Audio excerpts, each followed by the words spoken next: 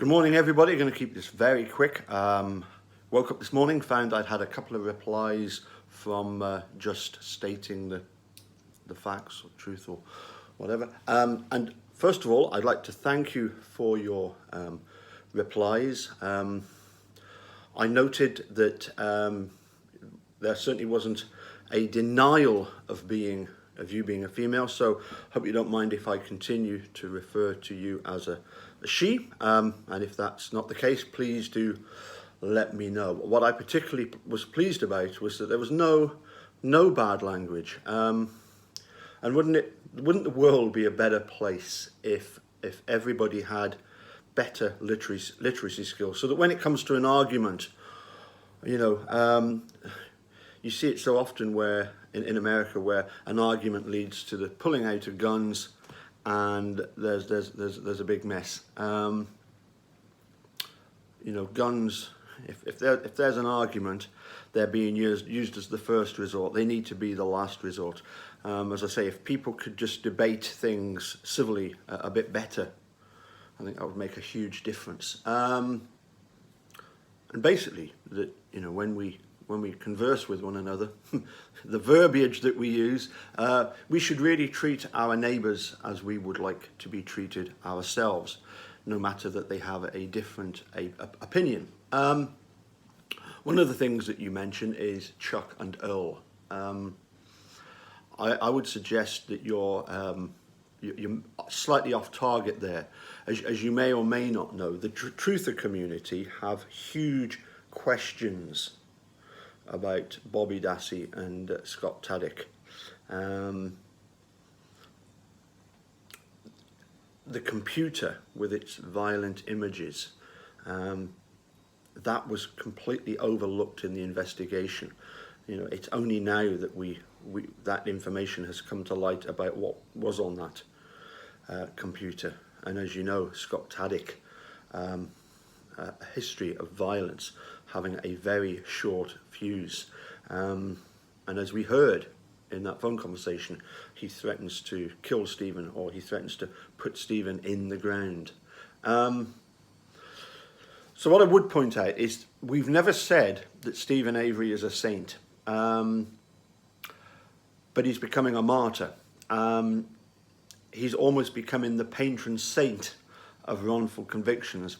And I know that Travis is not too keen on that term, because I've just said that Steve is no saint, but they're turning him into this saint of wrongful convictions. This will be twice now that he's been wrongfully convicted. Looking back, of course, although you call me creepy, which nothing could be further from the truth, but you also agree that Ken Kratz is creepy. I would suggest he's far worse than creepy.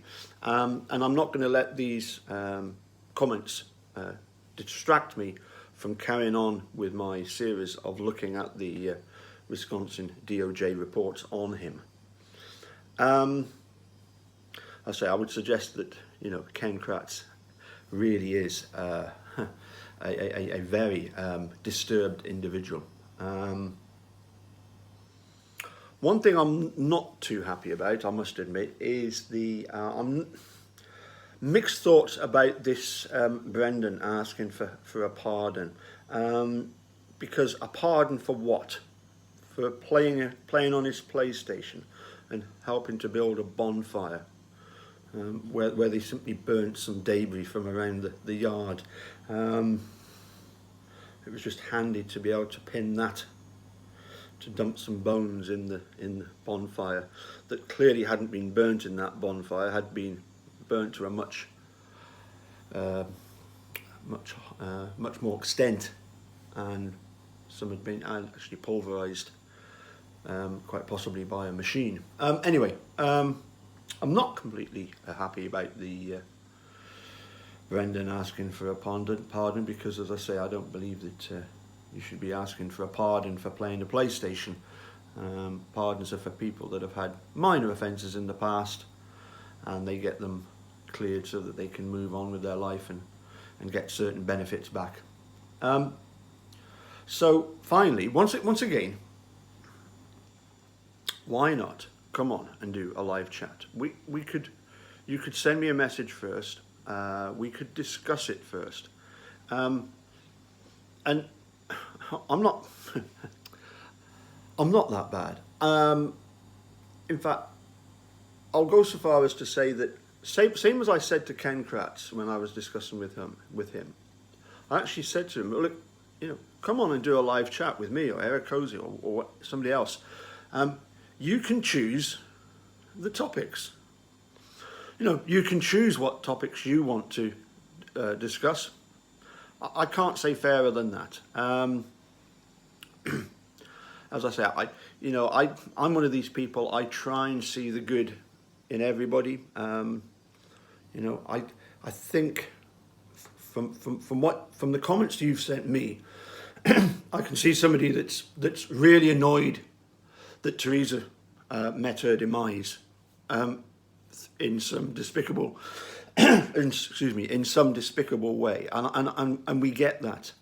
And maybe you're pointing the finger 150 yards to the right of where you should be pointing it in the salvage yard. Anyway, have a think about it and get back to me. And as I say, if all your comments can avoid, excuse me, those kind of vulgarities, then I think we're going to get on fine. Okay, bye for now.